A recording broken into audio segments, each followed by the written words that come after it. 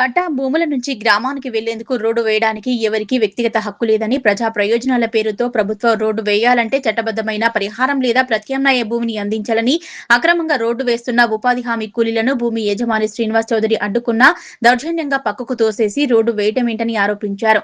మెదక్ జిల్లా కొల్చార మండలం కిస్టాపూర్ గ్రామ శివార్లోని నంబర్లో గల మొత్తం 5 ఎకరాల నుంచి 6 ఫీట్ల పునాది ఉందంటూ 200 మంది గ్రామస్తులు ఉపాధి హామీ పథకం ద్వారా సర్పంచ్ నేతృత్వంలో 12 ఫీట్ల వెడల్పుతో మట్టి రోడ్డును వేస్తున్నారు.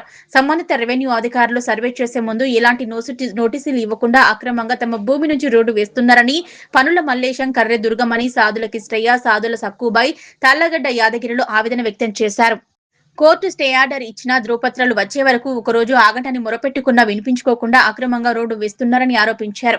ఈ విషయాన్ని తహసీల్దార్ శ్రీనివాసాచారి దృష్టికి తీసుకువెళ్లగా యజమాని శ్రీనివాస్ చౌదరి భూమిలో కాకుండా ఇతర పొలాల నుంచి రోడ్డు వేయాలని ఆదేశించినా బేఖాతరు చేస్తూ రోడ్డు పనులను అలాగే మొదలుపెట్టారు. స్థానిక ఎస్ఐకి యజమాని సమాచారం ఇవ్వగా 2 కానిస్టేబుల్ను పంపించారు.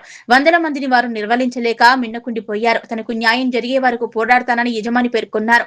పట్టా భూమిలో అక్రమంగా రోడ్డు వేయటం ఏమిటని ప్రశ్నించారు.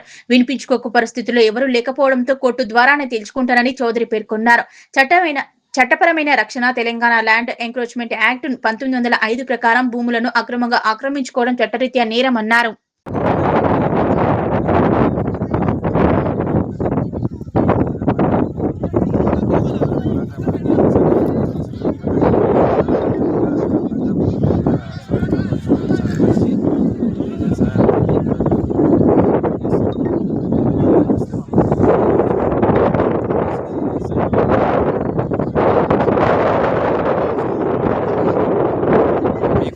ఎన్ని ఫీట్లు అడుగుతున్నారు సార్?